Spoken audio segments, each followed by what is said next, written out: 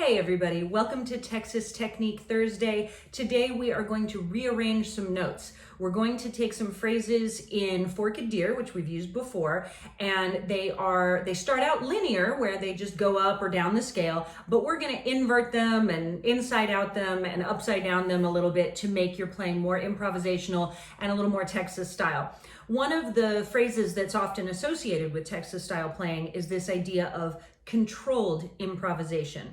So what that means is that we take smaller steps outside the melody than you might otherwise in jazz or heavier swing type genres. And we do kind of mess with things a little bit. We just don't go that far outside the box. And usually by the end of an 8-bar section, we come back around to sort of home base and we don't go too far outside the original melody, but we do change things around a little bit. So in Forked Deer, the original melody, or close to it,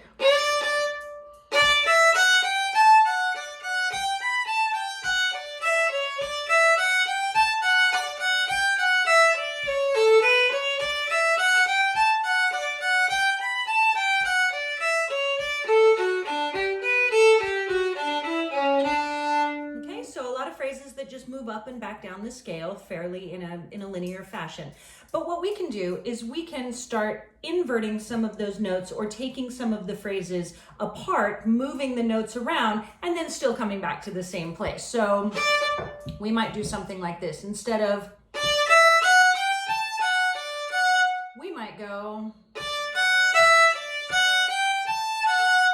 So we end up on that same first finger on the E string, or F sharp, depending on how you want to call it, but we get there in a different way.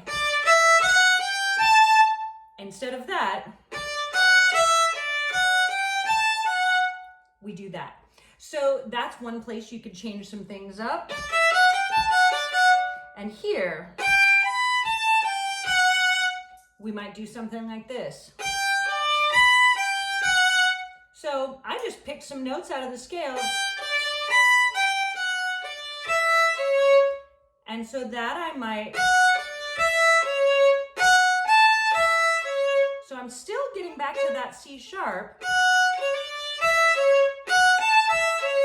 And then I might start lower on the next phrase instead of, I might start down here. And there's a chromatic triplet there. And instead of,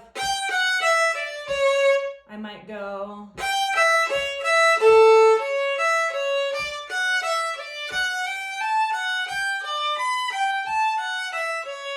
Now here's our ending phrase, just a D arpeggio. So I might mess that up a little bit.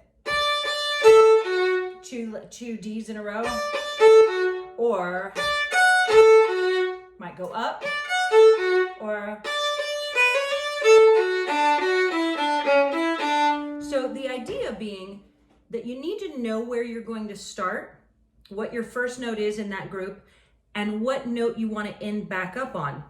And it takes some practice. And what you actually should do is take a phrase, a group of notes, and you can either write it out or just memorize it. And I'm talking about 6 or 8 notes maximum. Just take a small group, play it through the way that you understand the melody to be, and then start changing it around. Put a first finger where the third finger used to be, trade those out, and you'll start taking some chances and taking some risks. But if you know where you're going and you know where you're going to end up, you can actually go all over the place as long as you end up back at that desired note.